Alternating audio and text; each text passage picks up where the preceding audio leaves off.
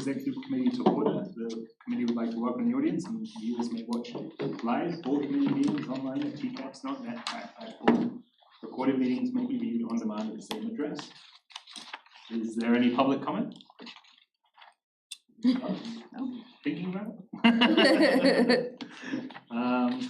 Procedural items, draft committee minutes from January 9th. Are there any changes to the draft minutes? Hearing no changes, they remain as posted. Moving on to the committee meeting schedule for 2025.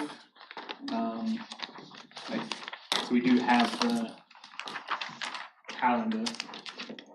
I haven't seen it at this point. I don't. There's one change, and it's the board curriculum committee. Their time is changed to 8:15. Oh. And it may change one more time. That's so someone can make a meeting later on that day. So always 8:15? As of right now, 8:15. Okay. We're gonna evaluate it and it may have to change yet still. That's what we're going with for now. And then as far as this committee is concerned, we could remain at 4. You're all good with that? Okay. Whatever's good for you guys, I'm good. What's the? I wonder on the Thursday, May 29th, if that one's, it's already at 9:15. That's because it's the retirees. I know, but I wonder if it's gonna be hard. No, it'll be fine. I was thinking Memorial Weekend, that's the weekend. So this is, Yeah. It's always hard knowing. Yeah. Okay. Yeah, that's the after, yeah. Then I'm good. Hearing no changes to the executive committee, that will remain as posted. Obviously, the change to the curriculum committee that'll be made. Next, item board policy, deferring to Connie Taylor. All right, here we go. So this is our third set for you. We will have one more at next month's board meetings. These are the revisions, as we indicated, that came in while we were in the transition process. So I'm just gonna go through them as I have. They're highlighted for you in terms of the changes. A lot of very simple changes this time around. The first one, we talked a little bit about this last time, but we pulled it to make some additional adjustments, 3211 post-issuance tax compliance. And this really has to do with the training that we provide to our debt compliance officer. It had previously read that annual training would be provided. In working with legal counsel, it's not a mandatory training. So what we did on the third page there for you is just make sure that it may be provided to our debt compliance officer. So pretty simple change there. 3402, the drills, plans, and reports. This year, new requirement that the district develop and provide annual review of a cardiac emergency response plan, as well as a drinking water management plan. And so we have made those adjustments. I can tell you that our business office operations department are working on having those in place and ready to roll out. That's all on that one. And you'll notice on the second page, just several places in here, you're gonna see where we had parent/guardian, just the reference to parent. So, and then there's a new statutory reference on there, setting forth those requirements for those plans.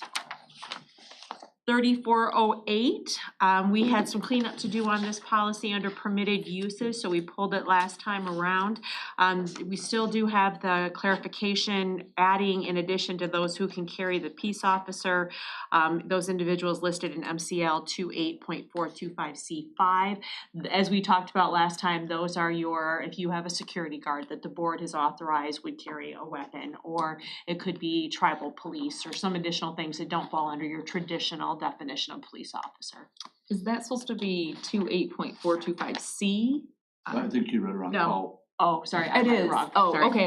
I was This just is what like, happens when you get 55-year-old eyes. Okay, balls, even with contacts. So we have made that minor adjustment there for you. Then under 4206, so I'll just preface this because it's gonna apply to a lot of them. This last year, there were revisions to the revised school code sections 1248 and 1249. Those are the two sections of the revised school code that govern evaluations, teacher renewal, all of those things. So they have made a number of changes in those sections, and these policies have all been revised to reflect those statutory changes. So under 4206, 6 on the second page, you'll notice there's a 13 there that's highlighted. There is now an appeal process for teachers, administrators, and the superintendent on evaluation findings. So that's gonna be added in a couple of places as we go through these policies. Again, statutory, and we've added the statutory reference on the last page of that policy. This one too, 4207, another change that we saw was under the Michigan Public Employee Relations Act, PARA, has removed several things as being prohibited subjects of bargaining. Outsourcing or subcontracting used to be a prohibited subject, it no longer is. So you will see in this policy that we could move forward with third-party contract unless it's prohibited by the collective bargaining agreement. So basically that just says if we negotiate that in there, then it would be prohibited. 4213, under the anti-nepotism policy, again, we see the notation of parent on page 1, and then on page 2, the superintendent has had the ability to make exceptions to the nepotism policy all along, but right now what they've added is that if he were to do that, he would give prompt notice to the board of that exception. 4214, outside activities, again, the change on parent, and that is the only change to that policy. And always capitalized. Always capitalized. For whatever reason, I don't know, but that's what they do. Under 4215, the district technical and acceptable use policy, we have the parents reference there. And then also just a clarification for folks that if they get requests for district records, all requests for district records that are ascertained through our technology should be directed through our FOIA officer. That's standard protocol. This is just putting it in there to give people additional notification on what to do if somebody asks them for a bunch of school records. 4216, again, the change on parent. Only change to that policy. 4217, same thing, the parent as highlighted. 4221, employee speech, same thing, just the parent change for you all. So because, I was trying to skip ahead, but because it's clearly capitalized, it means probably it's defined somewhere else. But was that already in that way? Because I didn't see a revision to the definition. Well, right now, the legal definition of parent as referenced in statutes includes parents, Okay. guardians, foster care parents, So we've so already approved that, and this is we've just already bringing it approved up that. to. It's just updating it throughout your policy. Okay. Thanks. 4228, no changes to the policy. They did, however, just add a legal authority being the US Constitution. This is the prohibition against unnecessary or illegal searches and seizures. 4401, under professional staff definition, just a grammatical correction. There in B under teacher, they needed to add the word the. Easy one for us, right? All right, the next couple, again, you're going to see under 4402, assignment and transfer, 4403, performance evaluation, and 4405, reduction in force. All of these are being eliminated because we're adding new policies to replace them when we get to the new policies. So rather than try to make those changes in here, they just did a strike through and drafted entirely new policies, which I'll talk about in just a minute. So we can kind of skip through several of them here. Again, those are all related to the changes in sections 1248, 1249 of the school code. I'll get to skip through several pages for you. This one got blue too. Yeah, those were the old ones where we had to make elections, but it's gone now too, so we don't have to make elections on that one. That gets us to 4408. Under professional staff, they're clarifying, as been part of the changes in 1248, 1249, have a new definition of teacher as it applies here. So teacher typically is teacher of record in a K-12 setting. However, they needed to clarify because there are other folks that we call teacher who would not qualify under 1249, and those are going to be people like our preschool teachers, GSRP. They are not required to serve the probationary period under the Teacher Tenure Act. So they just made that distinction in 4408. And again, you'll see it in several places, teachers not subject to the Teacher Tenure Act. And usually that would only apply to non-teaching professionals, but they realize they missed a piece and that there are teachers who are not covered by the Teacher Tenure Act. Then we get to 4409, same thing, 4409 non-renewal, and 4503, the previous policies are all strike-throughs because we're going to adopt new policies when we get to that section. So just strike-throughs there. Then we get to termination under administrators. And so basically this says that in order to terminate the language, it's no longer a prohibited subject of bargaining, therefore it can be in a collective bargaining agreement. Discipline is now a mandatory subject of bargaining. So discipline, including termination, may be covered by a collective bargaining agreement again, or an individual employee contract. It's just adding that provision. 4603, evaluation of the superintendent. Again, those statutes added a lot of additional information as it relates to a superintendent's evaluation. I know you are all aware because you went through that training on those changes, and this is just to reflect those. It changes the rating categories, which have been changed across all of the new employee evaluations from the 4 categories to the 3. It also makes reference to the mid-year progress goals using MDE approved tools or modified MDE approved tool. You're all aware of those changes, but they just outlined it in that policy for you. And again, also includes the language on the second page about the appeal process, that being new as well. And that are all the revisions to existing policies. A lot of them pretty simple and straightforward. Then we get to the new policies. First one in front of you is policy 3201A, and that's financial management for federal awards. It was an optional policy. We had asked the business office to review and see if they thought it necessary to adopt, and because we do get federal awards, they thought it was appropriate to have some of those systems outlined in board policy. I'd like to tell you that I can understand everything that this says in here, but I'm going to leave that to our financial office. So if we have any questions, I'd be happy to forward them along to them. Pretty straightforward though. The next one, 4229, this is additional, almost I would say an addendum or an addition to our current acceptable use policy. Because AI is so new, there's no reference to artificial intelligence in our current acceptable use policy. So rather than revise that, they adopted an entirely new and optional, which the tech department has reviewed and is recommending for adoption. And essentially what this says is that the use of AI will be appropriate for our educational environment, and it will follow all applicable laws, including FERPA, the Children's Internet Protection Act, all of those sorts of pieces. And it also makes clear that while employees can and are encouraged in most cases to use AI, it can't replace your general instruction. And so it's a tool, but we can't just turn it over to a robot to teach our classes, basically. And then what the potential training and violations would be for violating this, similar to in our normal violations of our acceptable use policy. I know we're continuing to look at AI and developing additional policies around that, but this is really just strictly applicable to acceptable use. Any questions on that one, Jen? Looking under 4402, so these next several ones are the replacement ones for the strikeouts that we had.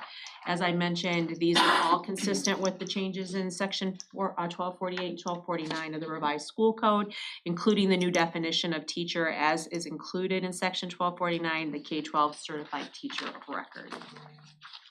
So this would be applicable when we need to move teachers, when we're posting new positions, all of those pieces. I have a question. Sure. Do we ever move teachers in the middle of the year? Not very often, but it can happen. And particularly, I would say in the area of special education, because those caseloads can change throughout the course of the year. We may have a need for additional teaching support, or a caseload might be down, so we can shift that teacher to another building where the need may be higher. We really do try to avoid changing a teacher's placement mid-year. Generally, when that's required, what we will do is, and whenever possible, seek volunteers to do that movement. 4403, again, goes back to performance evaluations and the requirements to evaluate our both probationary and non-probationary teachers. And we've highlighted the change of the definition of teacher once again. Second page, this hasn't changed, but they are adding the word, if a teacher is rated ineffective or needing support. Ineffective was a previous rating category. We now have the 3, the lower is the needing support. If they receive that evaluation for 3 consecutive years, the district must move forward with termination of that in accordance to the tenure proceedings, but the district can't keep anyone with that has had that rating for more than 3 consecutive years. Fortunately, we don't typically get there. The teachers that we've seen in these years when we've looked at renewal have been probationary teachers, and generally we can, we understand if someone's not making that sustained growth and improvement. So again, all looking to reflect the changes in the revised school code. Similarly, with reduction in force and recall, also known as layoffs, how we approach our layoffs, looking at teacher effectiveness, that's under the Teacher Tenure Act and the revised school code, that is the primary thing that we look at is overall effectiveness ratings. And then if those are equal, we're looking at things like additional contributions to the building and school, seniority, and so on and so forth. So seniority comes second after that. Yes, the primary under the revised school code and Teacher Tenure Act is you must look at the effectiveness rating as the primary driving factor. Also included a couple times in these policies is the parent reference.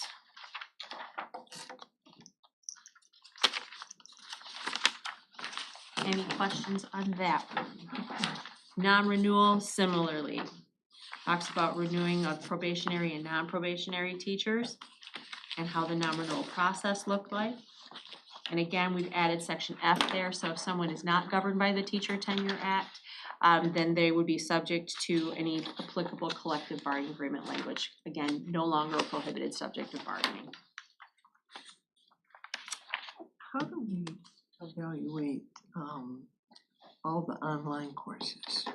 We don't evaluate the teachers, correct? We do. We do? We do. Same exact tool by law that we do Okay. our other teachers do. We're required to report for every teacher of record their effectiveness rating into a state system. So they all have to be evaluated pursuant to an approved tool, MDE tool or modified MDE tool, which we utilize, and then we report those ratings annually. And then courses that we don't have any people enroll in them, but we have as optional, we don't evaluate those teachers, do we? There are no teachers. Because it's Just just, the kids not enrolled in it, there are no teachers.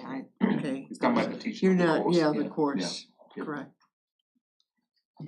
And then the last one here for you is the administrator's performance evaluation. Again, there's a process outlined in statute for them, and then we've added under 7 the appeal language, which is new in the statute.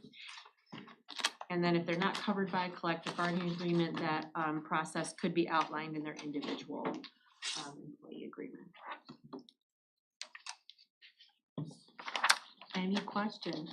Nothing real controversial or anything this time around, just more standard statutory changes. And then just to clarify, like obviously there's a lot of changes that just allows, because changes that are mandatory, but in general it more allows the negotiation in collective bargaining. It doesn't make it so until it's done. Negotiated, yes.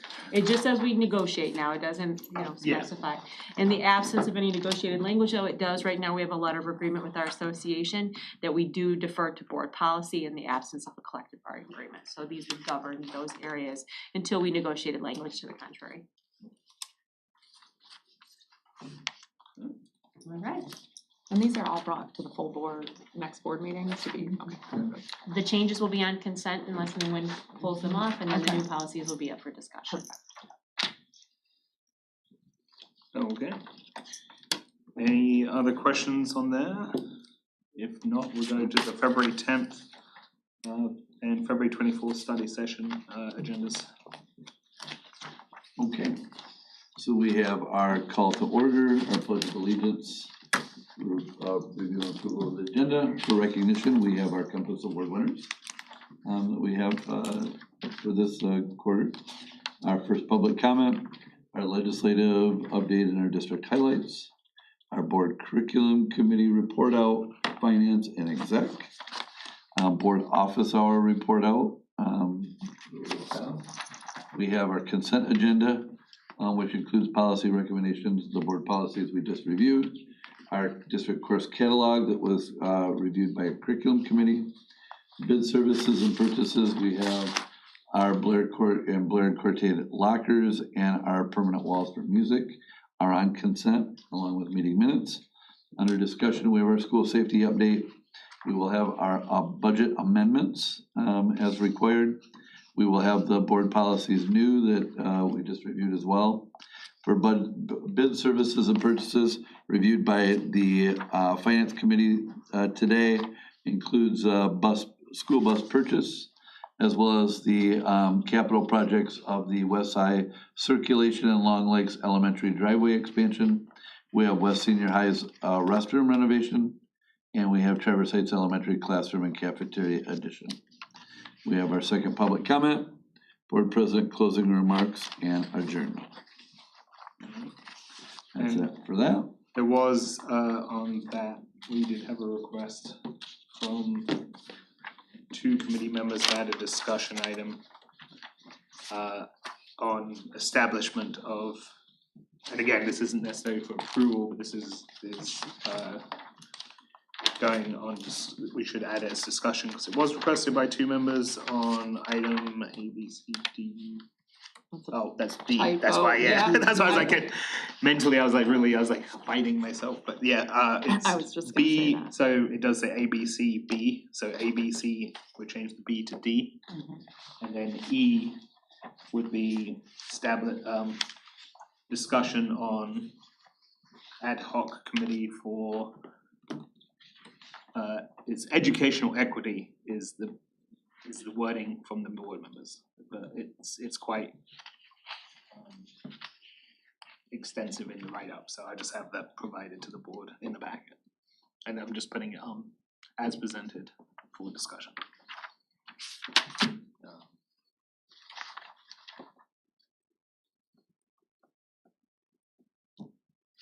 So that's the only board member request that I have. And I thought,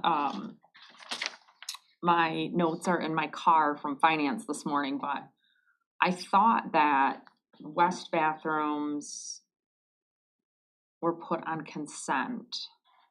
I thought we only pulled off 2 for discussion, I think you might be right. but I'm We'll double check that. hazy and it's, yeah, and I don't know that it matters, I mean, you can keep it as is, No, I think it was that $1 million, kind of like we had that discussion. we definitely had the west circulation, that was. And the Traverse Heights classroom, so. And the Traverse Heights classrooms, but I think the bathroom was added because we've talked about it a bunch on different committees. For whatever that's worth, I think that was supposed to be added to consent. So we can have that as consent. Yep. Yeah, Move that to consent. And if for some reason we're absolutely wrong, somebody pull it off and put it in discussion. yeah, Yep. But I think that's correct. okay. So that's under capital projects, bullet number 2. Yes. Okay, and then I don't have any other changes. So giving back for the February 24th. Okay, so we have our call to order pledge, our review of the agenda, public comment, our consent agenda, which includes meeting minutes, study session on board governance. Dr. Tim Quinn is available. And Scott and I are meeting with him Monday to just discuss further his thoughts on what that looks like. And that will be, we do have it confirmed at Northwest Education Services in their large conference room. So that will be the bulk of our work, and then board president closing remarks and adjournment. Perfect. Okay. Any other changes to the agenda? Okay, then we're on my sheet.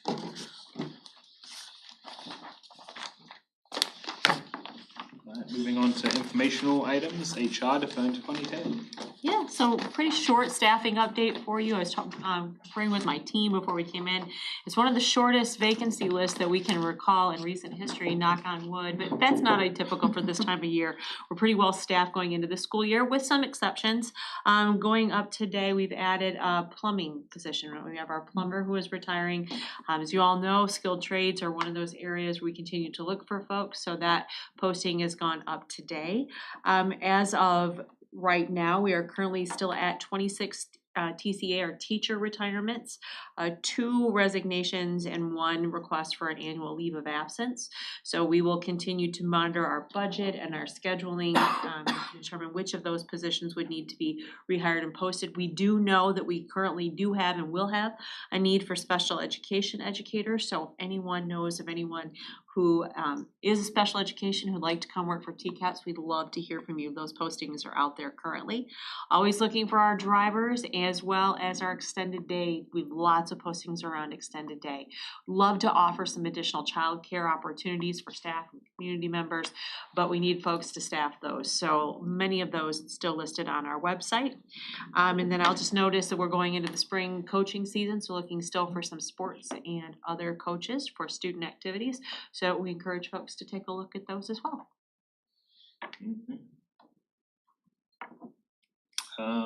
Any questions? Moving on to communication update, going to Ginger Smith.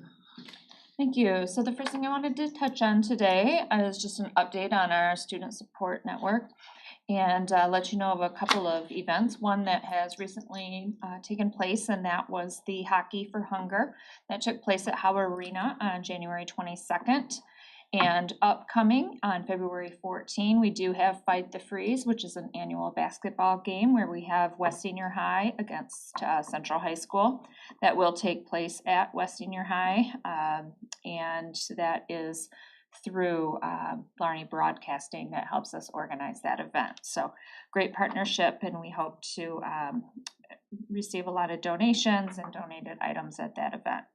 We did receive our updated numbers finally for all of the events and work that we did through the holiday season. And turns out we served 507 students for the holiday season through the Student Support Network office. Of that, we did receive 272 students who received assistance through some of our community partners like Haggerty, Rotary, Elks, along with some miscellaneous groups and individuals who asked to be paired up with a family. We had giving trees at many of our elementary buildings that assisted with 122 students. And then beyond that, we had 113 additional students that were supported solely through the Student Support Network. We also had many families that we were able to pair up with more than one organization, but we counted them as just one time. Looking ahead, we are beginning the planning process for the 3rd annual Sunshine Bus for our year-round services to continue. And we did have our planning meeting again with Father Fred.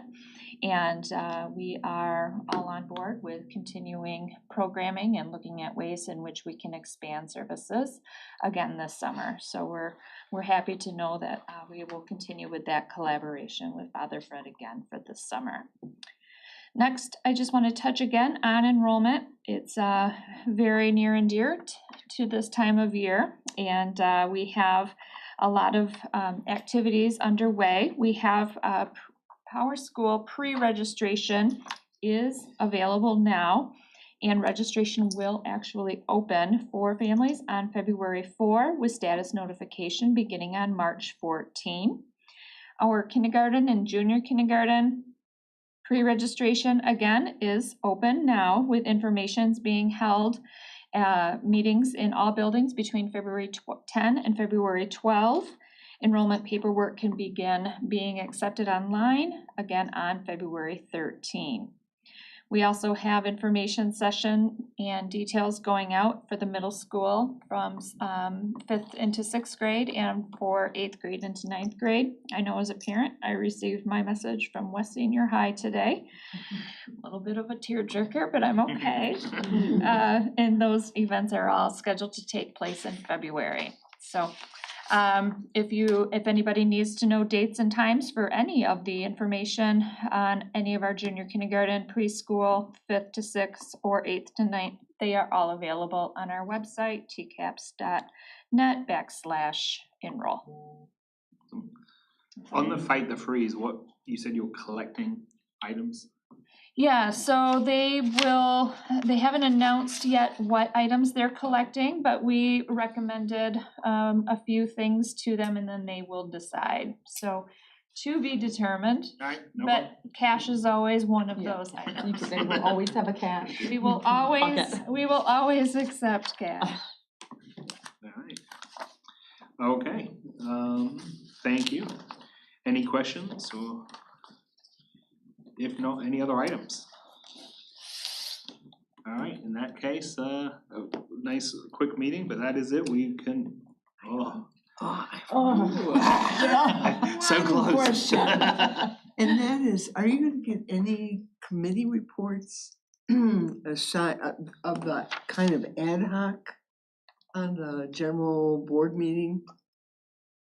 So the sustainability, just, We usually, is We'll there see. one that's They missing? haven't met, they don't meet they again haven't until, met no, until yep, February, yep. so we're gonna have the board meeting before. Yeah, we Yep. normally, yeah, cause we had I was the just- nutrition and wellness Yeah. was on our last agenda. We have Um, added them. And there's another one, I just can't remember where they fall. Yeah, yeah, Just yeah. scattered. Yeah, right. It's all after over we the have them, the calendar. next following board meeting. we do Okay. that date. And so nobody's met in Yep, between. that's correct. And it Okay, is light sounds because we've got the weird not appointing anyone for a little bit in limbo, so that's why there's none on Oh. this one. And also while we're just talking about, so the ad hoc committee that you're talking about adding as a discussion item? Yes. You're gonna put out some information as to what exactly? Yeah, I did get an email and I'll see if there's any edits just to help out and then I'll put it to the board as is, so. There's no, I've only, to be honest, glanced at it, did come in timely, but I just wanted to add it and then we'll add it to the packet, so. Yep, okay, so with that, if there's no objection, Okay, one clarity, just something to think about on that. I will need clarification, like, is that a board committee? that's what, Is that a district committee? You know, That's from that totally- standpoint, cause like the sustainability is not really a board committee, nor is nutrition, you know, a board committee, it's a district Right. committee that has board members Mhm. that just, you know, are essentially ex officio members. and that's kind of So, why I yeah. left it a little, Yeah. not because I disagree with parts or anything, it's like Yeah. some of it may be better as a study session, some of it I think is outside of the scope of the board maybe, some of it's definitely good, there'd be a lot of interest, so it's a work in progress. Okay. But rather than try and influence that as myself, I'll work with the individuals and then they can present it to the board and the board can do with it as they wish. So Okay, yeah, the more information going into the meeting Yeah. would be preferable, just because I have no It idea will what be in is- the packet Okay. and probably will highlight that to make sure that everyone's aware. Okay. We can just make sure that everyone's well read on that. So when you said in the packet, so are you gonna get something then to her Yeah, I'm gonna take, tomorrow and have in there? yeah, is it, oh, yeah, it is tomorrow, yeah. Yeah, Oh, my goodness. Yep, I will work on with any adjustments to what was sent in. So, yep. Okay, for a third time here, we are at the next board meeting, or next board executive committee meeting is Thursday, February 27th at 4 p.m. in this room. Without any other things, we can adjourn, thanks.